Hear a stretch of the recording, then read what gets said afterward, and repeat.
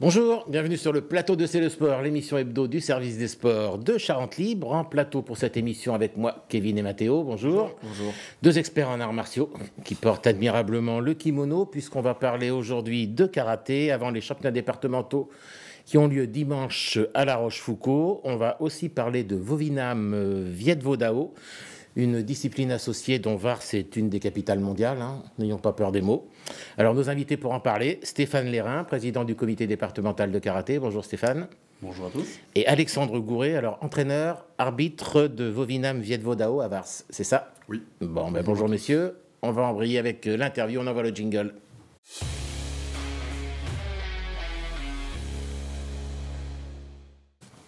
On va commencer par le karaté qui organise donc ses championnats départementaux dimanche à La Rochefoucauld. Le karaté qui compte 663 licenciés, si j'ai bien révisé. À peu près 400 pour le karaté, le reste pour les disciplines associées comme le Vovinam. Il y a aussi le full contact, le Krav Maga et bien d'autres.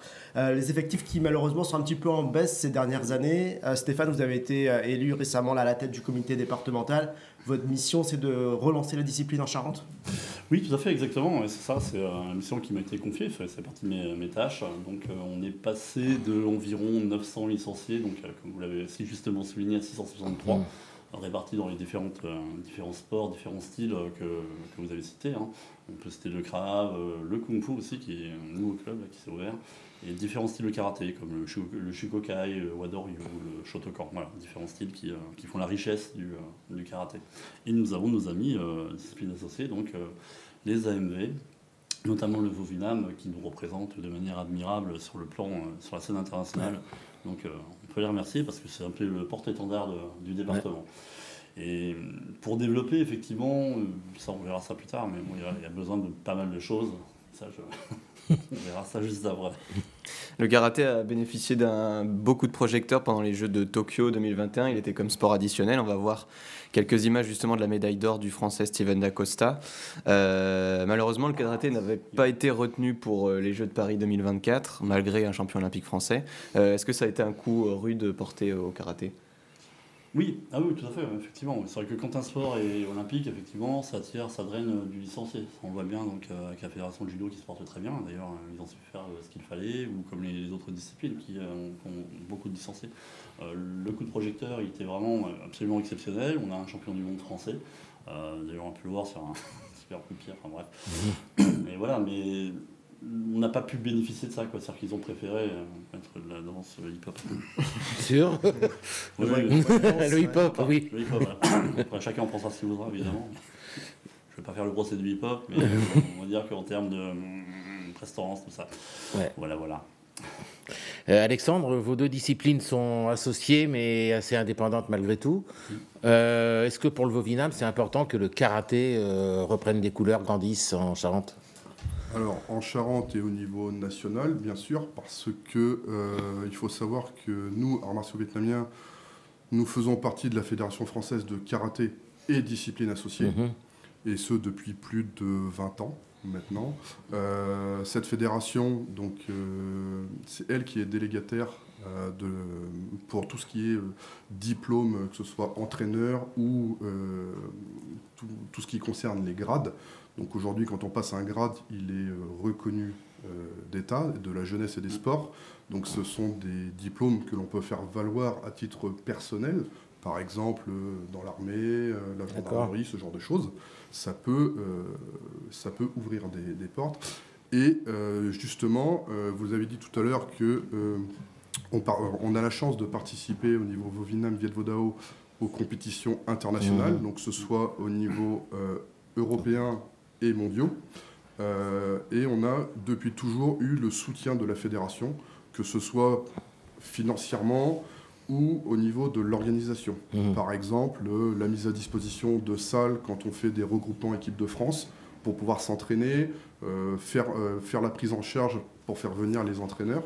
Donc Maître Li Unieux, qui habite pas loin de la Suisse. Donc quand les regroupements se font à Paris, ben voilà, ça permet de faire venir les entraîneurs, de faire venir tous les compétiteurs pour s'entraîner. Et on voit que ça fonctionne, puisqu'au dernier championnat d'Europe, la France termine brillamment première en Italie et devant le pays hôte, l'Italie.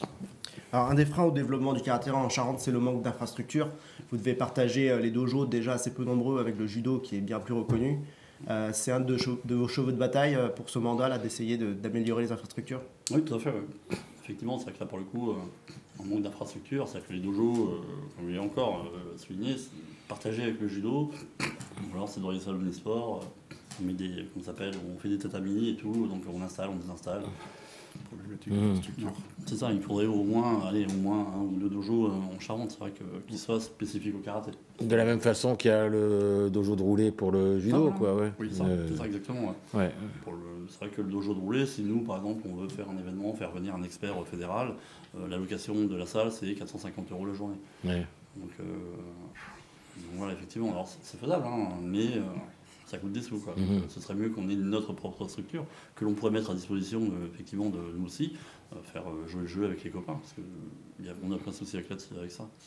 Mais après, il y a certains oui, non, c'est ça. Certains clubs n'ont même pas de le club dans lequel j'exerce. Qui est lequel? Le KTM, le Karaté Taizana Manlois. Ouais. Lui, n'a pas de dojo, n'a pas de tatami, c'est-à-dire qu'on s'entraîne à l'ancienne, sur du carrelage. Ah oui. Donc effectivement, les balayages, on évite, parce que le tatami est un peu dur. Mais bon, ça se fait quand même, quoi. Donc, Mais c'est dans une salle... oui, une salle, c'est une mairie qui nous prête gracieusement, c'est la mairie de Saint-Cyr d'ailleurs, sur Bonheur, qui nous prête gracieusement une petite salle. Donc effectivement, on peut... Mais qui n'est pas affectée au sport normalement, quoi. Ah oui, Non, c'est vraiment... C'est une salle des fêtes, c'est une salle de réception. D'accord. Tout à fait. Ouais, c'est sommaire. Oui, là on est sur du rudimentaire, et ceux qui aiment bien le karaté traditionnel, là on est dans la tradition.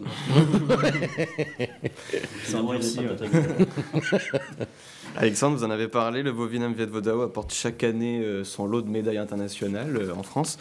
Et le club de Vars en a décroché 7, dont 2 titres au dernier championnat d'Europe. Comment expliquer comment Vars est devenue la capitale de ce sport en France? Alors, la capitale de ce sport en France, on va dire que ça fait plaisir, même si effectivement il y a certains clubs au niveau national qui se dégagent, donc certains clubs de région parisienne par exemple. Il faut savoir que le club de Vars a été fondé en 99 par maître Dauphin Méchin Frédéric, donc mon maître, avec qui je pratique depuis toujours, avec qui j'ai commencé et qui m'a emmené jusqu'à aujourd'hui, et avec qui aujourd'hui je continue de m'entraîner, et heureusement, et j'espère longtemps encore. Et en fait, on a formé des élèves depuis leur plus jeune âge, et on a réussi à les emmener au plus haut niveau. Et justement... Vous bénéficiez peut-être d'infrastructures à Vars qu'il n'y a pas ailleurs, non Alors oui et non.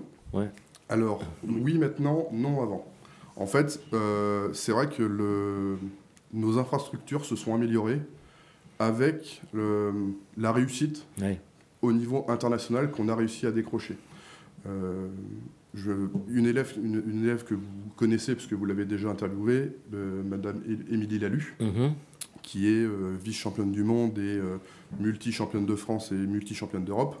Elle a commencé les compétitions internationales, donc c'était en Belgique, les premiers, les championnats d'Europe junior, et on est revenu, donc Émilie a décroché le titre en combat et en technique. Et jusqu'à cette époque-là, on s'entraînait dans la salle, dans le gymnase de Vars, qui nous était mis à disposition. Donc là, c'est pareil, c'est traditionnel comme au Vietnam, pas de tapis. Donc là, pour faire simple, hein, c'est un terrain de tennis lisse, 4 murs, un toit, 2 grands radiants, 4 degrés l'hiver. Voilà, c'est... Donc voilà, bon, c'est pas grave, ça permet de travailler d'une certaine manière, ça permet de préparer les corps, ça permet de... Ça forge. Ça forge le caractère, effectivement, ça fait partie de l'expérience. Et ensuite, on a monté un dossier, entre guillemets, on a été à la mairie, on a présenté un dossier, on a demandé d'avoir une infrastructure dédiée aux arts martiaux. Et on a réussi. Effectivement, le fait d'avoir des réussites au niveau international, ça nous a aidés. Et du coup, la mairie de Vars a construit une salle des arts martiaux. D'accord. Et donc, je ne dis pas un dojo, parce que le mot dojo implique certaines réglementations particulières. Et parce que cette salle, en fait, il faut savoir on a l'équivalent d'une aire internationale, donc de 13 mètres sur 13, tout équipé comme il faut. Mais la journée, les écoles, le centre aéré peuvent l'utiliser. D'accord. Donc voilà. Donc, elle est multifonction, quoi. Elle est multifonction. Mais c'est vrai qu'aujourd'hui... Elle fait pas la foire au vin. Alors justement, la foire au vin sera dans notre ancienne salle. D'accord. Qui est juste à côté. Parce que Var, c'est aussi célèbre pour sa foire au vin. Hein. Ben oui, tous les ans, on perd 3 entraînements parce que justement, ils bloquent l'accès à la salle. Donc, mais bon, ça fait partie du jeu. Voilà. Ouais. Le Vovinam, on va en parler, c'est un sport assez méconnu du grand public. Alors, vous allez nous l'expliquer en images. On va voir quelques images. On va commencer par les épreuves techniques, donc avec Émilie Lalu, dont vous parliez, au sabre. Oui. On va voir ça. Alors, en quoi ça consiste? Alors, ici, c'est ce qu'on appelle un kuen. Donc, c'est le taikuk donc d'Aofa. Donc, c'est le kuen, donc le kata. En japonais, on dira le kata. Donc, c'est une expression technique codifiée, donc d'un certain nombre de techniques. Et c'est noté. Et c'est noté, donc avec différents critères. D'accord. Avec différents critères. Donc, on ne va pas rentrer dans le détail, mais en gros, il y a une feuille de 100 points. Ah, et chaque erreur, anomalie, on dégreffe des points et à la fin, on obtient une note sur 100. C'est des figures imposées pour tout le monde sur la même épreuve? Le kuen, il est au geste près identique pour tout le monde. Donc ensuite, c'est l'expression corporelle, c'est la précision technique, c'est la puissance, c'est c'est le compétiteur, c'est le fait qu'il soit fatigué, pas fatigué, la souplesse qui rentre en jeu et à la fin... pas d'impro, quoi. Là, c'est mort. Pas d'impro, c'est mortel. Là. Non, alors, sur cette partie-là, il n'y a pas d'impro. On va regarder une autre vidéo, c'est en duo avec Arthur Pasquero et Johan Bouillot. Oui.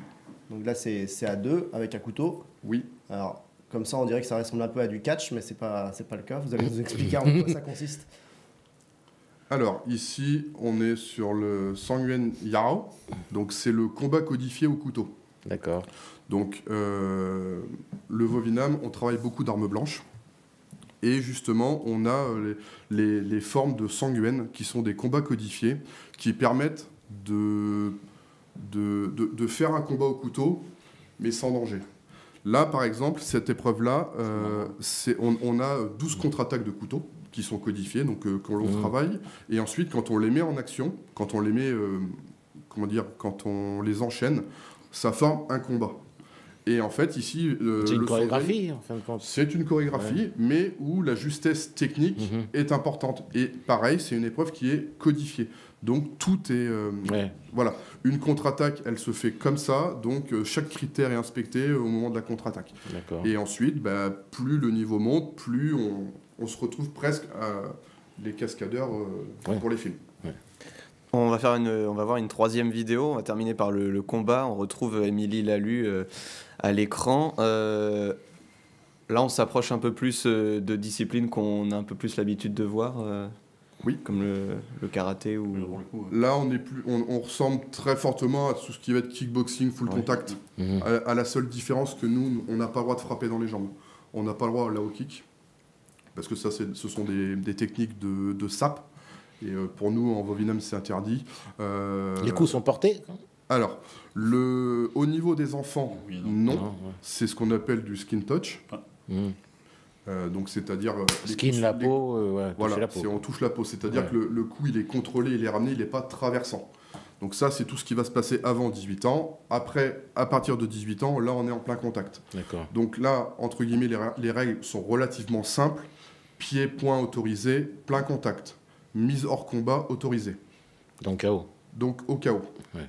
Donc voilà. Il faut savoir qu'au niveau international, monde, on est quasiment que sur du semi-professionnel, professionnel.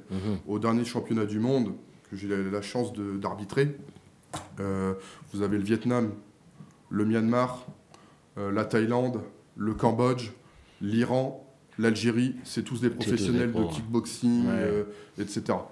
Voilà. Donc ça demande une préparation particulière, ça demande d'avoir des athlètes de haut niveau. Donc là, Émilie finit deuxième au dernier championnat d'Europe. Et on a un deuxième élève, donc Matteo Egar, qui lui, par contre, finit champion d'Europe. en catégorie 75-80 kg. Et qui a quel âge, lui? 20 ans. Enfin, il a passé le cap, quoi. Oui.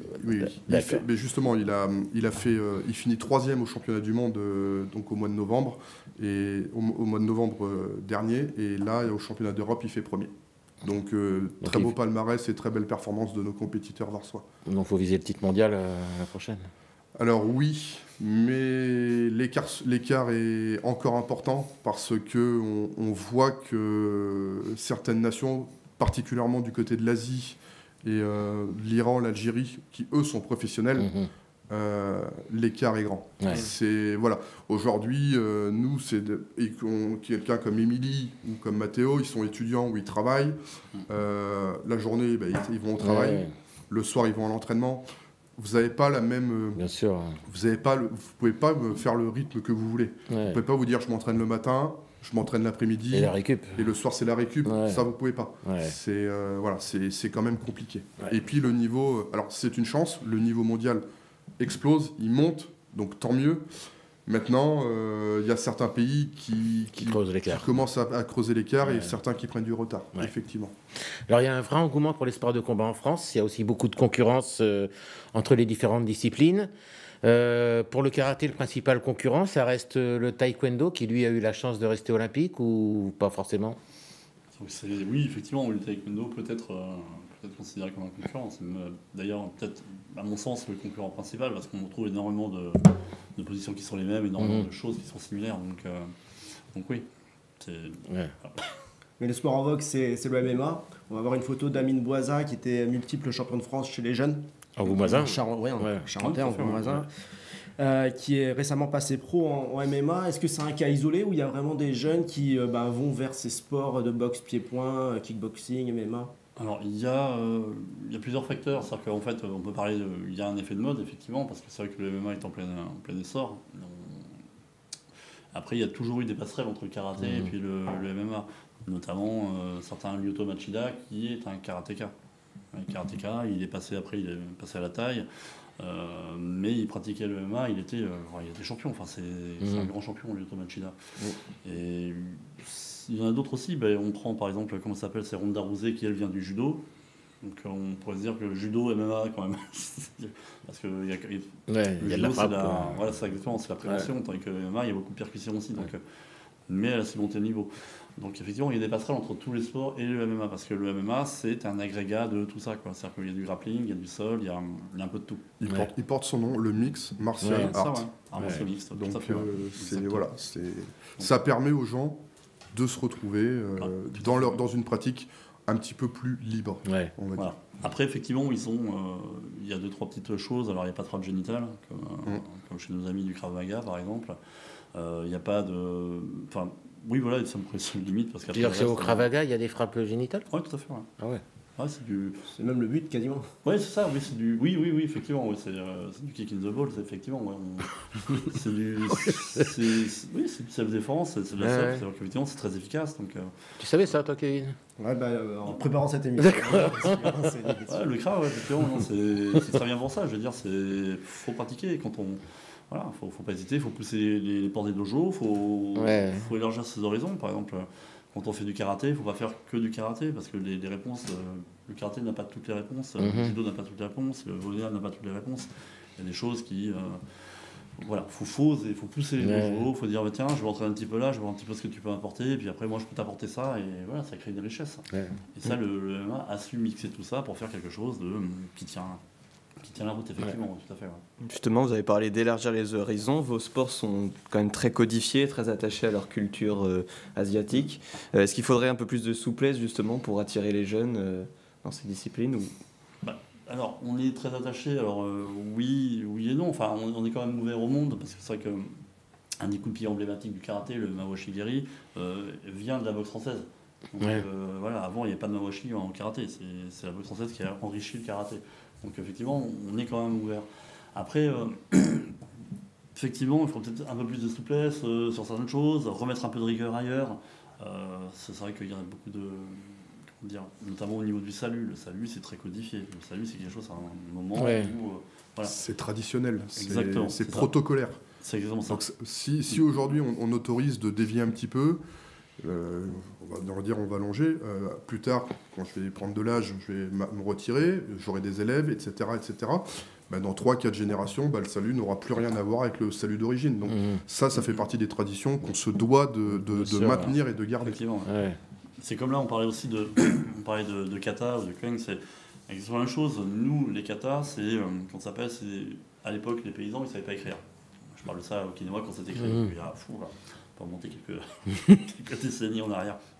Et donc pour transmettre ce qu'ils avaient compris du combat, ils ont fait, bah, tiens, dans cette situation-là, j'ai fait ça, donc j'ai montré, parfois, moi j'ai fait ça par exemple. D'accord. Et le kata, c'est ça, c'est un combat en fait. C'est cette personne-là qui a décrit, j'ai fait ça, donc ça marche dans cette situation-là. Après, effectivement, avec les années, il y a 2-3 petites choses qui ont été apportées, notamment au niveau de la souplesse, de la rondeur et tout. Mais fondamentalement, c'est ça, un kata. Le kata, c'est la porte d'entrée, en fin de compte, quoi. Peut-être pour aller ensuite vers le combat. On peut faire du combat sans maîtriser le kata. Ah oui, tout à fait. Ce sont deux pratiques différentes. Ce sont deux pratiques différentes. Effectivement, quand on voit un kata, un kuen, c'est un combat imaginaire. Donc on imagine qu'il se bat contre 1, 2, 3, 4 personnes. Donc on peut l'imaginer. Mais après, le combat, c'est encore autre chose. Où là, c'est un petit peu plus libre parce que justement, le combat, vous avez des règles. Mais là, c'est le compétiteur qui s'exprime. Ouais. Il ne sait pas, tu dois attaquer comme ça, tu dois attaquer, voilà. Donc, c'est deux pratiques différentes, mais un bon technicien peut être un bon combattant, et un bon combattant peut être un bon technicien. Après, il y a une chose à savoir, c'est que quand on fait... des choses qui se disent, quand on fait du karaté, qu'on fait que du combat, comme disait notre sensei, voilà, on fait du karaté, mais il manque un petit truc. Et quand on fait que du kata, ben, on ne fait pas vraiment de karaté. Ouais. Donc, c'est vrai que la finalité du karaté, ça reste le combat. Quoi. Ouais, voilà. Alors, messieurs, on termine toujours cette interview par un petit jeu qui s'appelle Questions pour deux Charentais. On va vous tester sur des questions karaté. On envoie le jingle et on va amener les buzzers.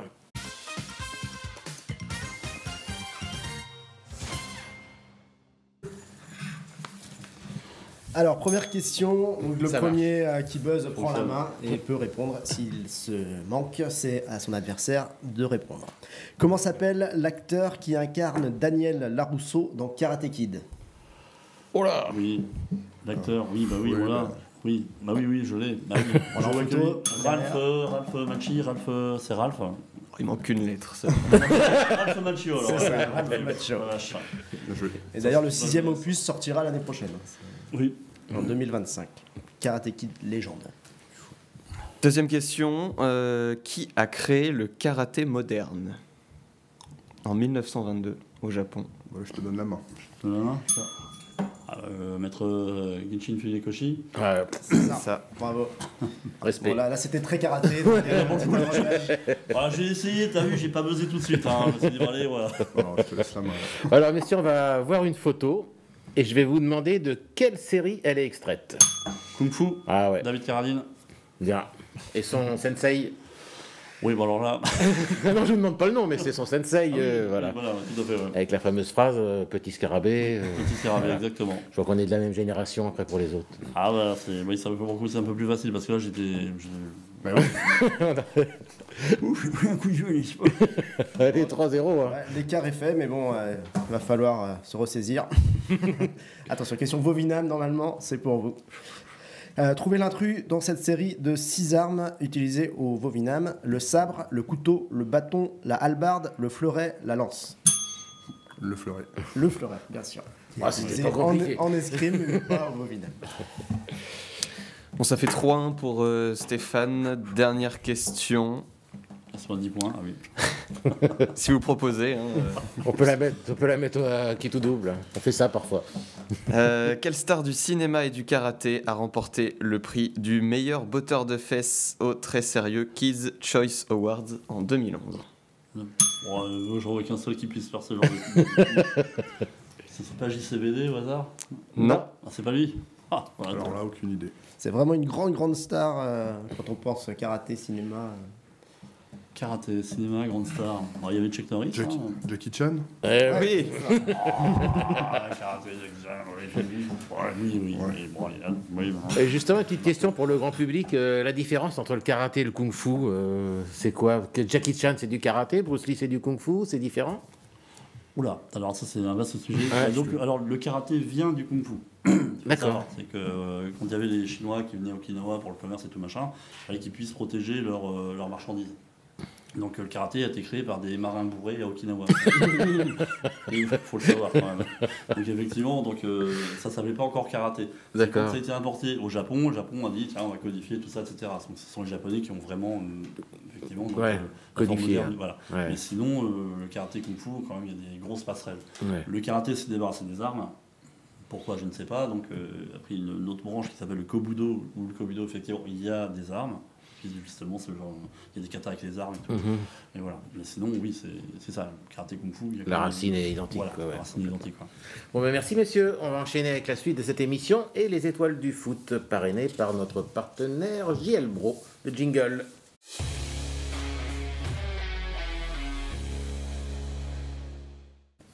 Alors on va commencer par l'équipe du week-end qui a eu lieu malgré quelques reports pour cause d'intempéries.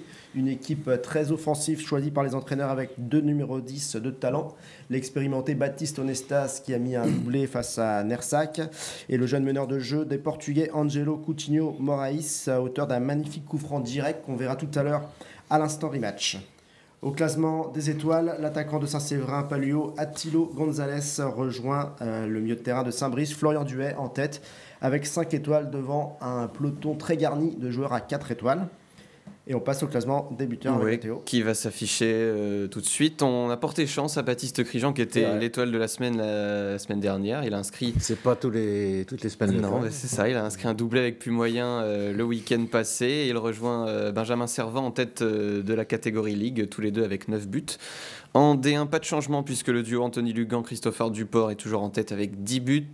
En D2 poule A, Thibaut Ramos a inscrit un 7e but. Il prend seul la tête du classement. Et en D2 poule B, Baptiste Onestas dont tu as parlé. Kevin a inscrit un doublé ce week-end. Il rejoint Lucas Raspiengas en tête avec 7 buts. C'est aussi le cas de Mehdi Bouraba qui a marqué, dont on avait oublié 3 buts. Oui, il y avait 2 Bouraba, mais c'était un seul et même. Erreur réparée. Félicitations à lui. L'étoile de la semaine, elle évolue en R2. C'est le capitaine de Saint-Yrieix, Anthony Giraud, qui a inscrit un doublé pour la première victoire de Saint-Yrieix cette saison. On va l'écouter. Anthony, première victoire de Saint-Yrieix cette saison. Elle a mis du temps à venir cette victoire, mais elle est hyper importante. Ouais, c'est vrai, on a la première victoire ce week-end. Combien de temps ça dure? On l'a attendu depuis un petit moment. Elle fait du bien. Elle arrive avant la trêve, ça va faire du bien dans les têtes. Il nous reste un petit match avant vraiment de partir en trêve. Il faut enchaîner sur une victoire. Il y a eu pas mal de départs à l'intersaison. Malgré tout, l'équipe reste soudée. Oui, on a eu 11 départs. Ceux qui sont restés, c'est un bon noyau, des copains. Et on sait dans quelle situation on est et personne lâche pour l'instant. Pour revenir au match, tu as marqué 2 buts, tu as un peu montré la voie à tes coéquipiers. En plus, ce n'est pas forcément un rôle que tu as habituellement. Non, c'est vrai, je marque très rarement, mais ça fait du bien. Et on voit qu'on peut enchaîner et mettre 2, 3, 4 buts dans le match. Ça fait du bien à tout le monde. Anthony Giraud, donc, qui gagne un bon d'achat de 30 € chez JL Bro, spécialiste de la nutrition sportive. Place à l'instant rematch avec Stadium La Couronne.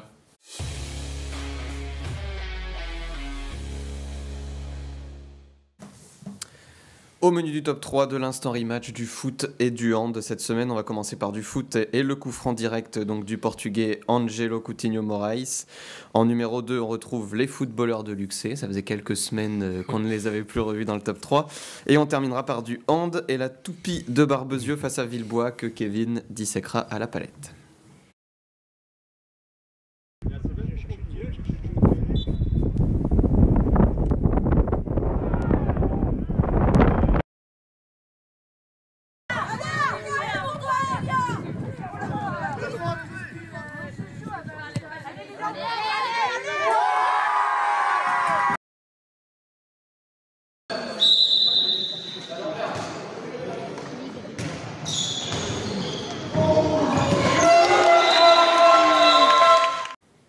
Voilà l'action qu'on a choisie, donc du handball. C'était les moins de 18 de Barbezieux contre Villebois. Et ce numéro 12 qui joue arrière et qui a marqué 14 buts dans ce match. Il a vraiment donné le tournis à la défense de Villebois. On va revoir l'action au ralenti. Donc c'est parti, c'est le pivot qui lance l'action, qui joue avec son numéro 10. Et ensuite le numéro 12, il va un peu se faire l'action tout seul. Petite feinte de passe, le rebond, la toupie. Et un magnifique but, pleine lucarne. Donc 14 buts pour Axel Deden. Et donc la personne qui a tourné cette vidéo, c'est MLDESM, de son pseudo, du club de Villebois, qui a perdu le match, mais qui gagne un bon d'achat chez Stadium La Couronne de 30 €. Ouais, et qui sera contacté par la pétillante Virginie Blancard. Allez, on conclut avec l'agenda du week-end.